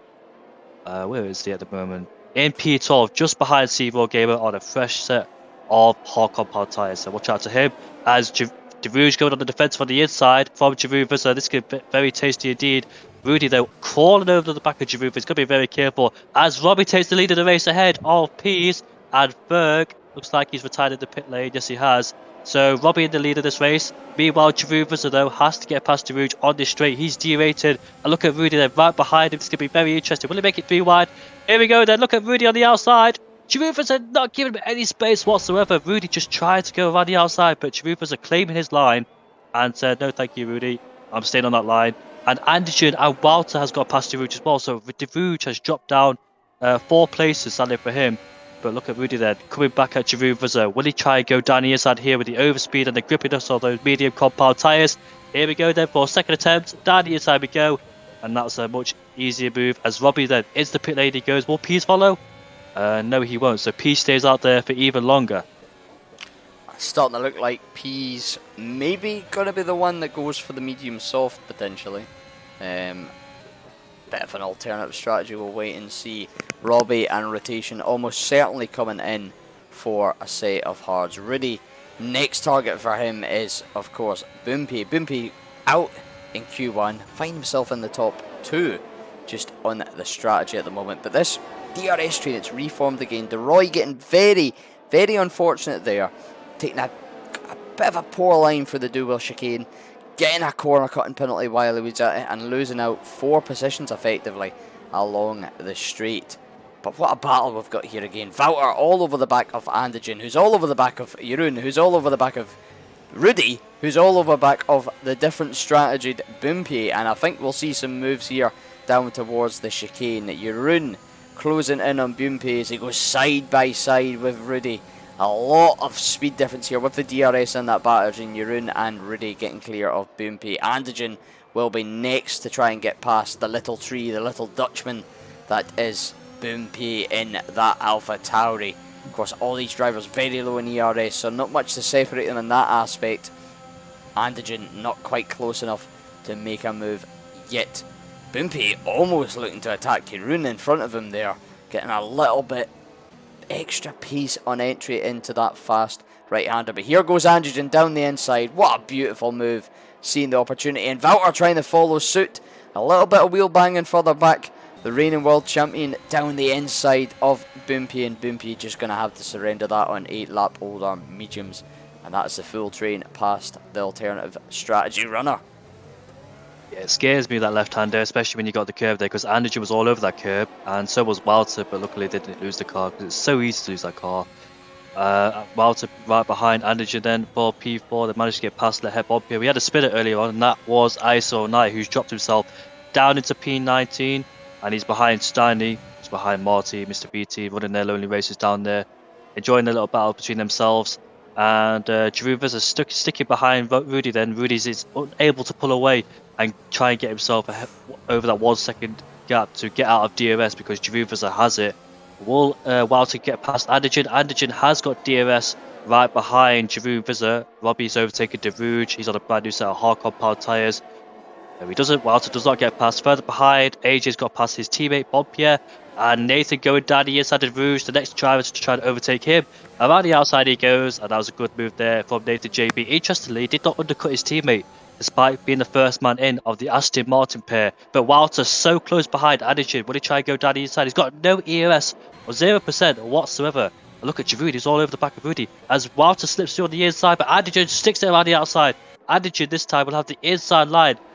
Later on the brakes there, Walter trying to stick it around the outside, goes off the track, and he is up into P4 he goes then, ahead of Anderson. Good little battle between 4th and 5th there, but Walter had the lack of ERS will be able to defend from Anderson due to having more battery in that ERS system. Look at that, he's already going back at him, and Anderson then comes back on our reigning world champion Walter, up into P4 he goes. Good battles going on there. Robbie all over the back of Bonpierre. This should be easy, been on a brand new set of tyres on the hard compound tyres. So we've got battles going on everywhere. Wish it was like this in the actual Grand Prix, because this is so interesting, this track. Absolutely brilliant. This is what you want as not just a viewer, as a racer, but as a commentator as well. Maybe a little bit run off our feet tonight, but I'd rather have that than a boring race sitting back looking for battles. Everywhere we look, guys swapping and battling for position. Absolutely amazing battles on track. Every little bit of respect being given from one driver to another, but just enough respect and no more to make it clean. Robbie going to make the move on Boompy, the 2-lap old hards against the 14-lap old mediums. Of course, we've maybe seen him on stream earlier on there, making a little bit of contact with DeRoy when trying to make the move done. DeRoy getting very loosey-goosey, as a certain Sebastian Vettel may say, on those old hards. Boompy, though, on the old hards as well. Nathan, I believe, was it Seep and Nathan following through on Boompy there as well? Yeah. I think Robbie's in a really good position. He's in P7 on a fresh set of rubber, and he could potentially catch up to Walter, Anderson, and Rudy. It depends if those mediums do wear out. Bearing in mind, Pease has done 15 laps on these mediums. He's still out there, by the way. The only driver not to pit, so he's definitely going from mediums to softs, and he could be a force to reckon with after this race. Well, not after. I don't know why I said that. During this race, on the once he makes his pit stop, he could be very interesting to watch on those new soft compound tyres. Just keep an eye on Robbie on those fresh hards. He could be a threat towards Walter, Anderson, Giroud and Rudy. Giroud looks like those hards coming back into play because Rudy is unable to pull that 1 second gap on Giroud. Yeah, the 10-lap old hards against the 7-lap old mediums. There's not going to be a huge difference between those two tyres now, and you just can't help but feel every lap that goes on, the hards of Jeroen going to get stronger and stronger in comparison to those older mediums. Jeroen doing a little bit of battery saving compared to some of the guys in this field. Up to 30% there, dumping a little bit, of course. Even in medium energy dump here down the straights, the car's going to naturally just use quite a few percent. Using that DRS as well. Can't quite get close enough to make the move, but he has really hooked onto the back of Rudy. Not able to break that 1 second gap. But Anderson and Valter, ever looming presence just behind the Williams of Jeroen, battling out for what is essentially P2. P's yet to stop out front, 15 seconds clear, of course.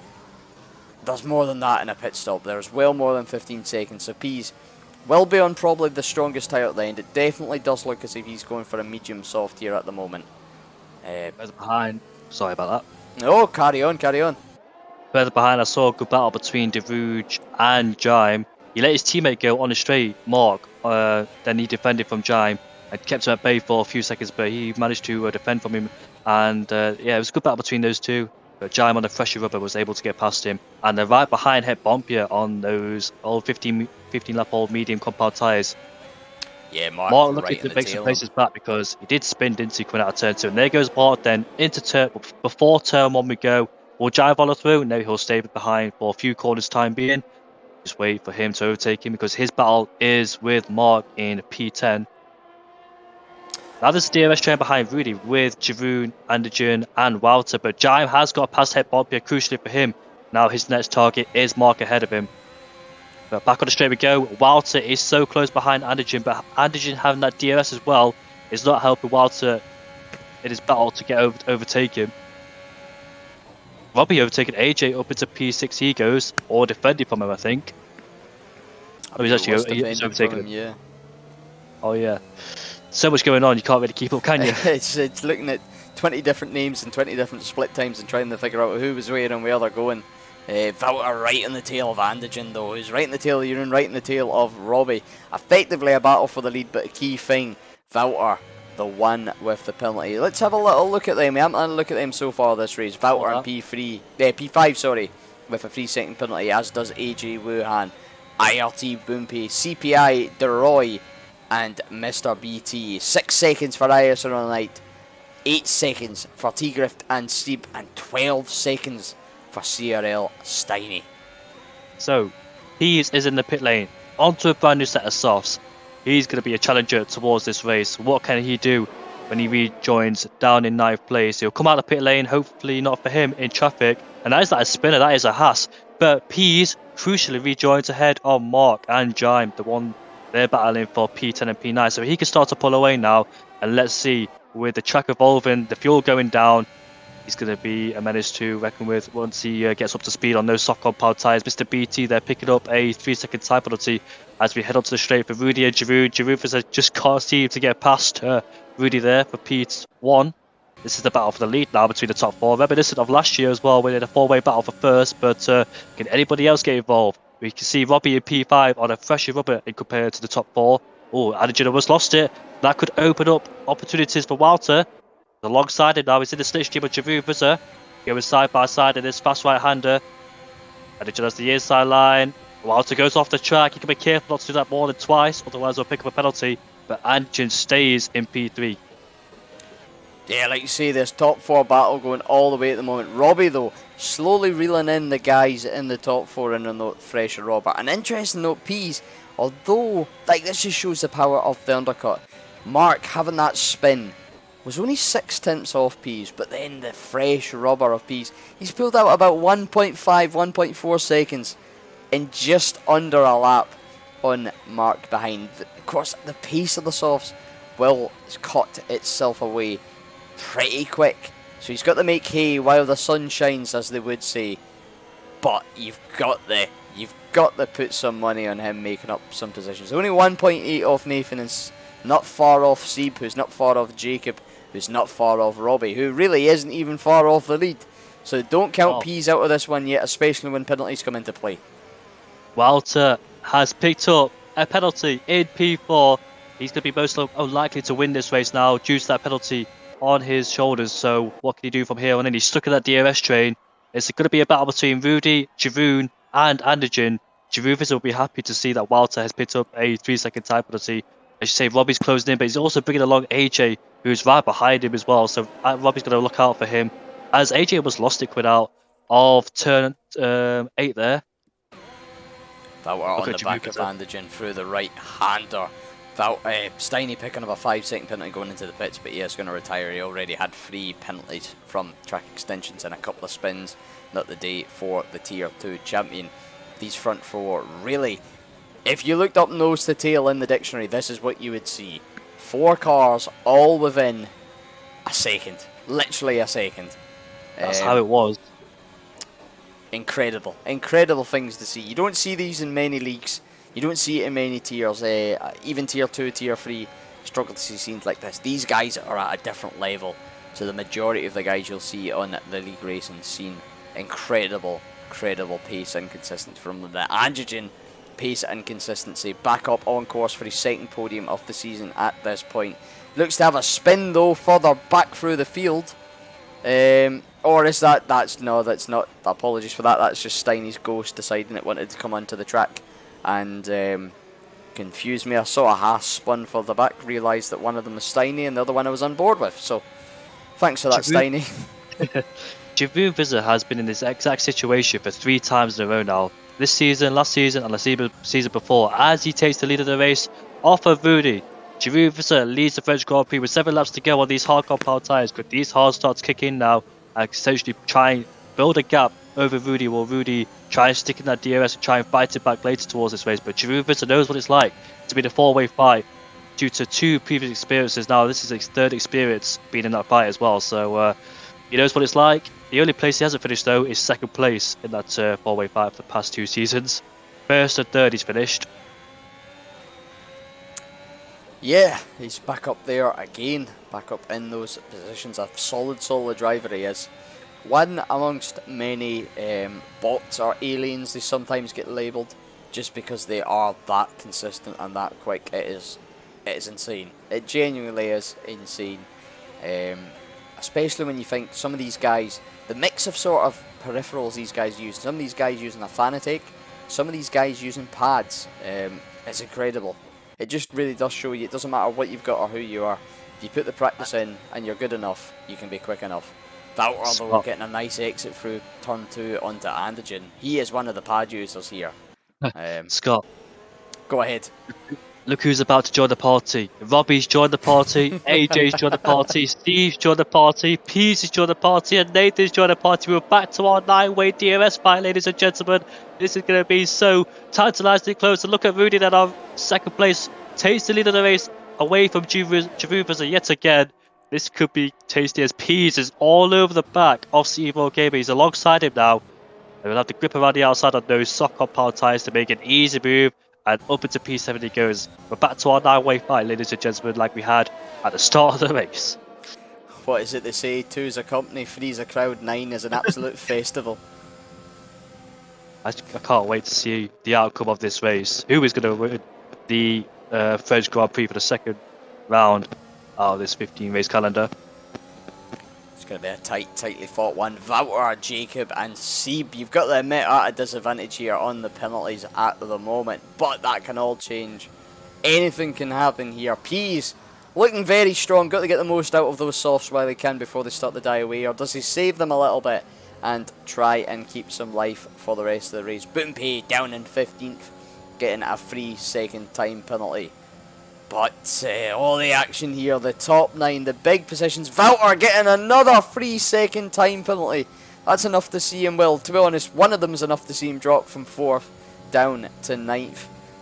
This could open the door for Mark, knowing that one of the guys in the battle in front of he's got 6 seconds.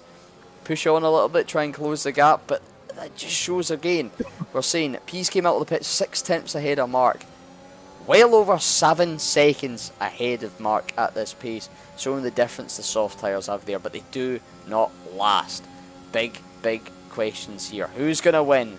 Who's going to bottle? And whose tyres are going to fail before their driving ability does? The top 5 here, insanely close, with the top 6 and 7 not far behind. Little gap forming between Peas and Seeb. You'd expect the softs to make that happen, but anybody's game here, anything can happen, and this is what we love to see here in CRL. Really hope there's no safety car to spoil this party, because it's circumstances. I really want the safety car to go out, but this time I don't, as Peas overtakes AJ up into P6 he goes. Yep, like you said, on those soft compound tyres, needs to make the most of them before they start to drop off the cliffs, because these softs don't really last long around here in France. But yeah, Walter on the back foot, you don't really expect him to pick up penalties during the race, Walter.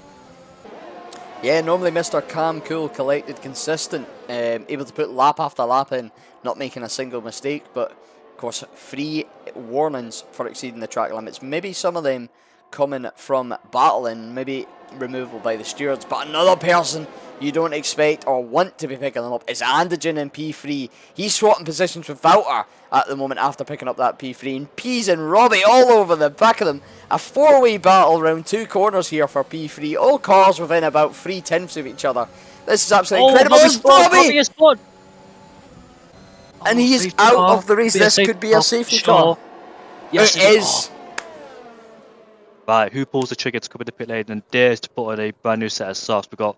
It might come in a lap 25 for sure, but Robbie then out of the top 5. He was behind Antigen and Walter. They go side by side throughout sector 1. Crucially, Antigen got past Walter before the safety car came out.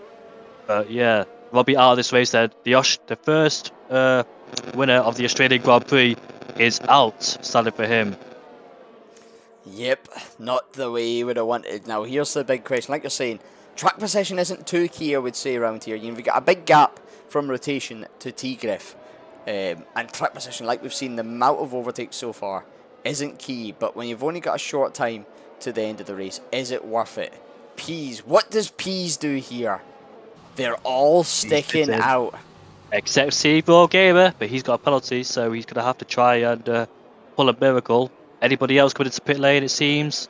Jive's not. I thought he would have tried something, being in 10th place, and Mark's not either.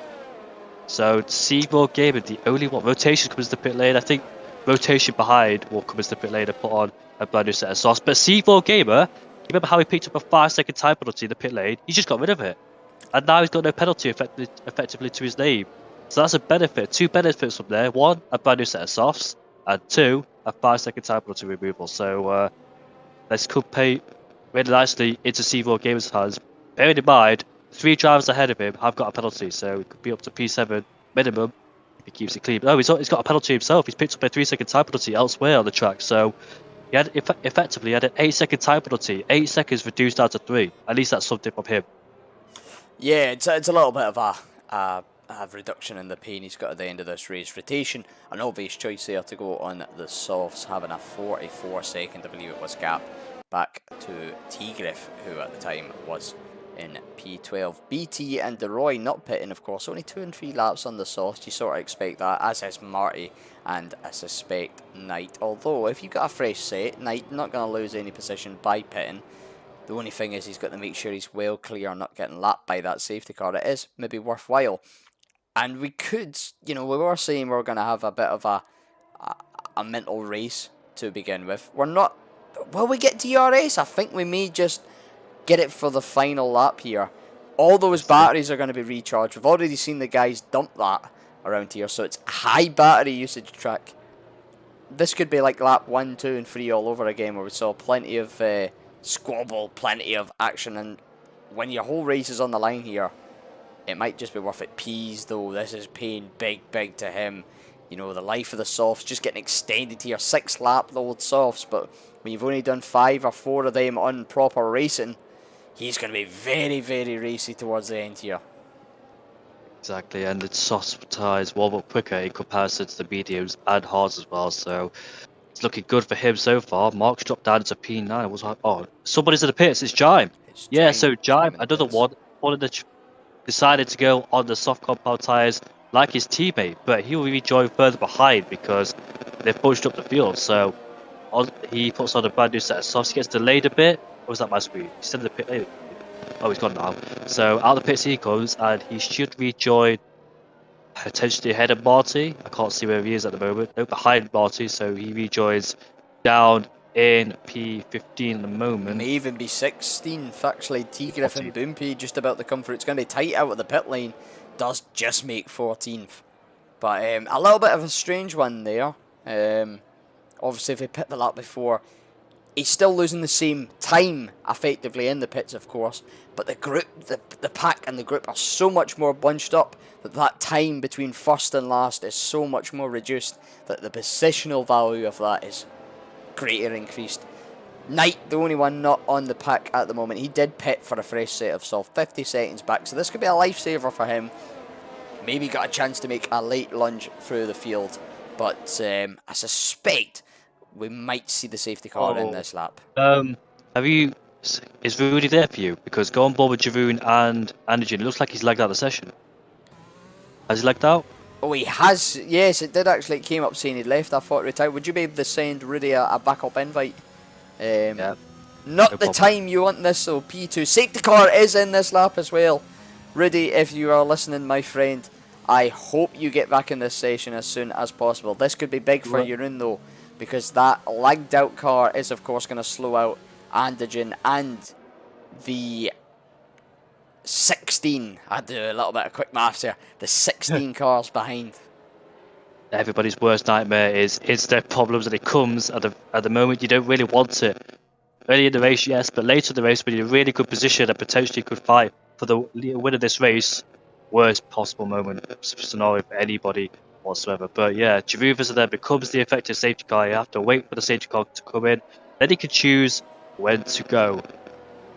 Obviously, like you said, he'll have that advantage with Rudy lagging out because Andijan can't. Rudy's AI is in the pit lane, so it won't really matter anyway, unless he's back in because it's a solid car now. Not quite sure he's back in, but there he is there. Giroud Visser takes the lead of this race. Andijan has a gap of 8 tenths behind. I don't think there's no DRS will be enabled, so this is just a sprint race all the way to the end of this race. Can Pease pick up a podium? I will because of those penalties, unless he picks up a penalty himself. But C4 Game on a brand new set of the soft compound tyres, looking to gain a few positions away from Mark, Nathan, AJ, and the rest of them. But Andijan looks like he's the one that's most under pressure because he's got Walter all over the back of him, and he's also got Total Pease all over the back of him. So as we go on to the straight then, Pease has got more cornering speed on those soft compound tyres. That's why he's so close behind Walter. And there we go then. In the slipstream of Walter's in the slipstream of Andijan. Will Pease try and go for a lunge down the inside? And down the inside he goes then. And he's made the move stick. What a good move there from Pease. Now his next target is Andijan and potentially Giroud Visser. If he can find a way past Andijan, try and close in on Giroud Visser. This will be a comeback drive there, despite getting knocked out of Q2. You've got Seymour Gamer going side by side with Mark. Sorry to cut in there, but they're going side by side now. Expect Seymour Gamer to come out top of this with the tyre difference and age, and Seymour Gamer up into P7. Over to you, Scott. I was just going to say, you got them at FPs, what he can do right now, get past Andijan by the end of the lap. You've got to fancy him to at least put a challenge in for this win here. 1.4 seconds, 1.5 at the moment, separating him from a win, in the second round of CRL Season 6. A lot of changes going further back though. Mark and Rotation, BT and DeRoy, Marty and Jaime all swapping her out amongst themselves. And Bumpy setting the fastest lap of the race. Currently finds himself in 15th, so won't get a bonus point for that. But all eyes on the front here. Can Pease close that 1.4 second gap down to Jeroen? There's going to be lots of squabbles. We're going to try and keep on board with as much action as we can. Marty getting a 3-second time penalty. Not the time to do that when you've had a safety car like this. And look at this. On board with Mark here. Look how close all these cars are on. All these different tyres. All these different ages. Yeah, I'm on the pitches right there. BT going round the outside of him. Down into the back straight. Pease 1.3 back on Jeroen. It is a question of does he have time. Seb trying to make a move down the inside of Nathan. Nathan in a very good position here. Not having a penalty. The 4 cars in front of him, if you include Seb as well, all on penalties. Could see himself jump up to a P3, of course. Mr. So. Bottle podium himself. Nathan never having a podium in CRL Tier 1 apart from a pre-season race this season. Could see a very good result. AJ Wuhan battling it out with Wouter for what is provisional P4 before they cross the line, and they're going to come through the final sector here to what is going to be a very dramatic end to the French Grand Prix. Luckily, Nathan has been overtaken by Rotation, but Rotation, the 5 cars ahead of him, got a penalty, so he doesn't need to be overtaken by Mark, otherwise Mark will get a podium. But here comes Giroud Visser then. He will come across the line to win the French Grand Prix ahead of Total Pease from P11 to P12. Andijan will finish in there, but that will belong to Nathan JB, who finally claims a podium in P3. Fantastic. He's been waiting for that a long time now, 2 seasons ago, and he's finally got what he's been always wanted. A missed opportunity to get on the podium, but finally he is there. Jeroen, Pease, and Nathan is the order. Mark in P4, Andijan in P5, C4 Game in P6. And where's Walter? I didn't really see him in that order there. Yeah, Wouter kind of fallen to the wayside. I believe they had quite a few seconds penalties, so dropping down the order quite a bit. We will get it towards the end here. Rotation getting the game's driver of the day, of course, starting down in P19, I believe, making his way up through the field. The game will just do that based on positions gained. For me, it's got to go to that man in the second podium spot, Mr. Pease himself. P11 to P2, very solid drive. Making those mediums last in the first stint to go in the softs. The safety car helping that a little bit towards the end. Couldn't quite close down to gap to Jeroen, but what a drive from him for P2. Jeroen, though, the favourite, you must admit, going into this race, getting the win. And Nathan, his first podium and 2 seasons. Congratulations to all 3 of them. Mark, P4. Another solid result for the Maltese driver. P3 to P4. Again, Nathan, Nathan could be in there for contention of driver of the day, actually. 14 to 3rd. A very close one. Andijan, P5 once penalties applied.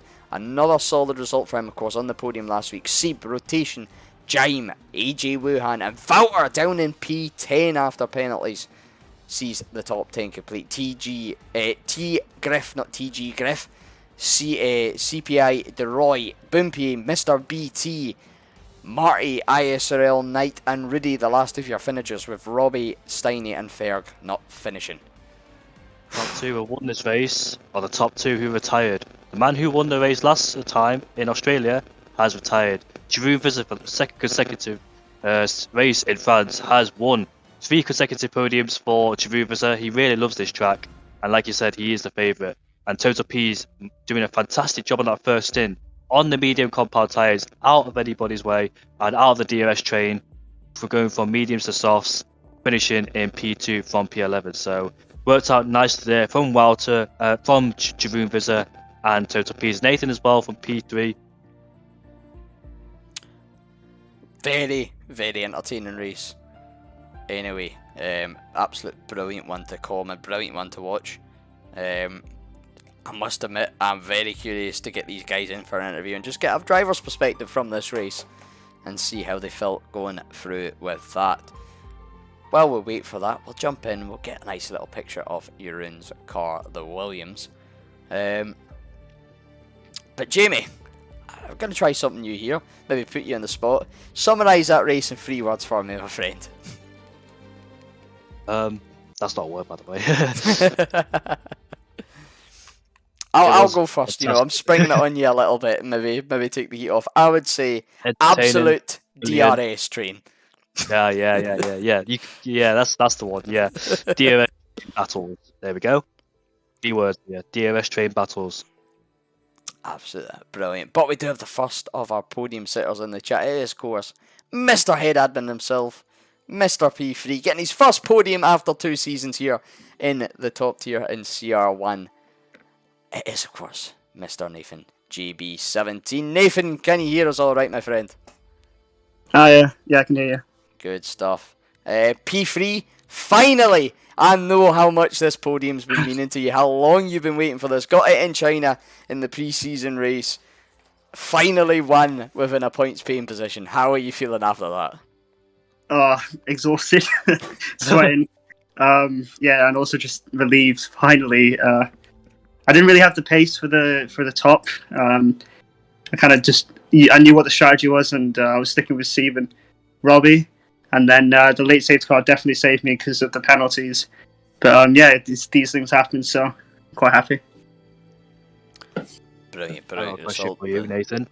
Yeah, like just saying, the penalties there saving you, making up a few positions, just showing you being clean, being calm, being steady makes a difference, gaining a lot of positions. A big loser there, Valter, 6 seconds. I'm sure there'll be a few happy faces seeing that. But next week going to Monza, first of the sprint races. It's got to give you a little confidence boost going to that. How are you feeling for them? I have no idea, to be honest. We'll find out during practice. I don't mind the track, but yeah, I don't know. It's hard to say with this grid. It's so fast and competitive that just a 10th you could be 5 places down in quali, and race pace as well. You need to be on it. So yeah, I don't know. Absolutely, seen that here the day. Jamie, anything for Nathan? Yeah, during the safety car period, everything was calming down.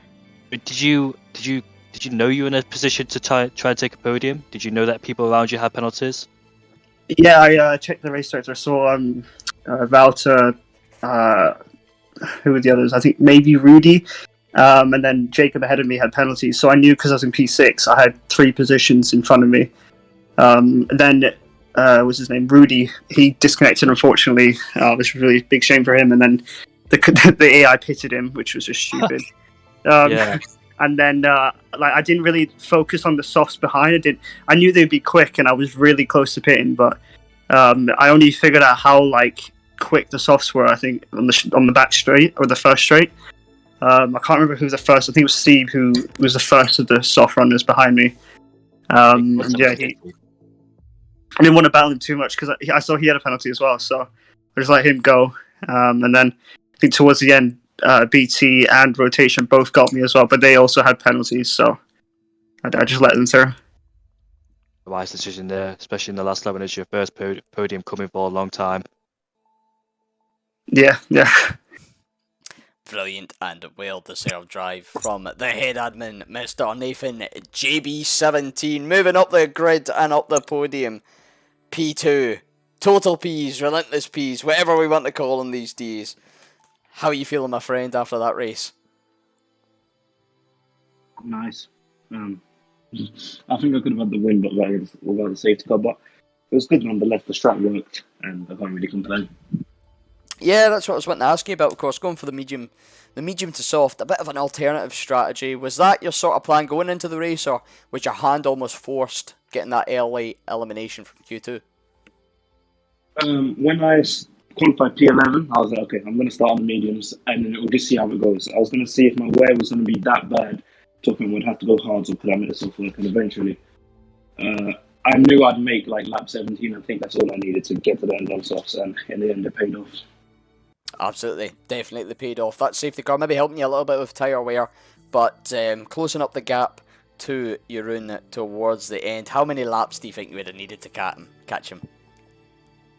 But I think by the end, after the safety car, I think he also was allowed to cool off his tyre, so I think it wouldn't have been that, because I think I gained like 2-3 tenths on only that lap. But without the safety car, I think I could have got everyone, but who knows? This is some buts. It didn't happen, but P2 still a good result from P11. Absolutely. Jamie, anything to say to Mr. Total Bees? First stint was mega. Congratulations on P2. You deserved that after a difficult qualifying session. And when you overtook Antigen into that left-hander, did you think there was any chance of victory whatsoever in that final lap with your Visa piece? I knew it was a big ask, because my tyres were also like coming to the time, and when the softs get high on wear, they do not feel nice. But I had to do it. I had to send it and then just see where I could go after that. Because if I sat behind, I would have lost even more time zero. Thanks for the Australia race, P's. Yeah, a lot better. Are you feeling towards Monza? Monza, I can be quick, but I can also crash. So we'll see what happens. It'll be a roll of the dice maybe next week. Of course, the sprint qualifying coming in could be a big shape up here in Q1, the fine margins. But speaking of fine margins, a man that's used to putting poles, getting fastest laps, and wins by fine margins, it is, of course, Relentless Jeroen, or Jeroen Visa, as Jamie likes to call him, his old name, in fact. Jeroen, congratulations on the win, my friend. Very solid performance. You were the favourite going into this week, I must admit, but it's all very good being the favourite, and it's another thing to make it stick on track. Yeah, it was a good race. The quali, yeah, we're not going to talk about that. Yeah, I was turning into like that flat right, not the wrong right after that, and my rear just didn't want to turn. So that was one of the downsides of having a 5 rear wing. But yeah, in the race it worked perfectly fine. Yeah, setup was spot on, worked very well, and yeah, I think the strategy call early in the race, yeah, it made my race, because the train was going very slow. And I thought, yeah, I'll just stretch the hards and pushed fully, and I really undercut it like a lot of people. Yeah, first to pull the pin on the early undercut, getting the jump by most of the guys by 2 laps actually. So making that undercut really work. Of course, having to stretch the hards much, but 2 extra laps on the hards isn't the end of the world. Very well executed. Of course, we did see, like you mentioned there on that quali time, I believe you were 6 or 7 tenths up at the time of the spin. What was going through your head at the time? Obviously a bit of disappointment, but at that point, did you think it was going to be a bit of an uphill struggle to get anywhere near where you got, or were you still quite confident despite that little upset in qualifying? Yeah, the moment it happened, like I was disappointed a bit, but yeah, the race was long. That's all I had in my mind, and yeah, I knew I practiced a lot. My setup was good. I knew my strategy, and yeah, it was going to be a soft hard, but it was only going to be when do I pit. But yeah, the train was like bunched up. Everyone was fighting. I thought, yeah, I really need to box now, and I don't know why no one else did it, but yeah, that undercut was great. So I think I would have maybe gotten a bit close to the podium or on the podium, but not winning. Brilliant strategy call from yourself, making it work on the day, getting the maximum 40 points here in France. Jamie, anything for our second race winner of Season 6 Tier 1? I was gonna say he's answered pretty much all my questions. Just want to say second consecutive win and third consecutive podium here in France. You did a fantastic job. Yes, again, Jeroen Visa here in France. Absolutely. Brilliant. Another win, like we say, for Urine Visa here in France. I think we'll... What was that? Sorry, Urine? France Merchant. France Merchant. Kevin Duell would be proud. Also, this question: what makes this track so special to you, Jeroen? What makes you like it? How can we be so good at it? It's just, it has such a nice flow. Like, it's high speed. Yeah, I just like high speed corners, and I don't know. The flow is just very nice, and I seem to like it. So. Also, this helps you as well. Back in the with your confidence booster after crashing out in Australia, you're back here on the win. Good things coming up in the next few races for you, Jeroen Visser? Yeah, just try to keep the DNFs minimal, and try to get some more race wins. So yeah, we'll see. It's very nice to see you bounce back though, Jeroen. Thanks. Absolutely. I definitely don't think it'll be the last time you see you in this comms box. Based on what I know of you and what we all expect of you, no pressure up there, my friend, at all. Nathan as well, hopefully not the last time we see you back here. And it'll definitely not be the last time you see myself or Jamie. Jamie, I think we'll round things off here anyway, my friend. We don't want to keep it too long going. Let these guys get away. Get the champagne going to celebrate their podium. And let them maybe review their race and de-stress, get some time away from the wheel. But thank you once again, my friend, for joining me in the comms box. It's been an absolute pleasure to have you back this week, and I'm really looking forward to it. I mean this from the bottom of my heart. It's incredible being able to commentate with somebody likes of yourself. Really do believe we've got a nice, good flow here, and I hope it's the start of amazing things to come. Oh, we're getting a relationship going, are we? Yeah, take me out to dinner first, my mate. But no, absolute pleasure to have you here again. Thank you very much for joining me. Your trackside knowledge, your driver knowledge, and your past season knowledge is second to none. Really shows me up at times, but in the good way. That's fine, mate. No worries, and thank you to yourself as well, being supportive. Absolutely. They do say you're here, the stats man, the technical knowledge man. I'm just here to try and be entertaining. But on that note, I think we will call it here for tonight. Thank you very much, everybody, for joining us here at CRL for round 2 of season 6, tier 1 championship at France. Of course, earlier on this evening we had round 2 in the tier 2, kicking off at 7:30 this evening at France. So make sure, if you didn't catch it live at the time, to check back at the channel and rewatch that race to see all the action that happened across the board tonight. But check back on Monday, 7:30 PM and 8 PM, the kickoff for round 2 of tier 3 and tier 4 respectively, as the lower tiers take to the track around France. And then back here, same place, same time next week, as we see our drivers take on the new amended sprint quali format at the first ever go in CRL. It will, of course, be the Italian Grand Prix at the Citadel of Speed, the home of the Tifosi, Monza. I cannot wait for that. I cannot wait to see all of you down in the chat. They are back next week, and I'm really, really looking forward to it. Everybody, have a good weekend, a good evening, and we will see you again very, very soon. I have been CRL Freefall, my co-host Jamie Morrison. Thank yous all. Have a good night. See. You actually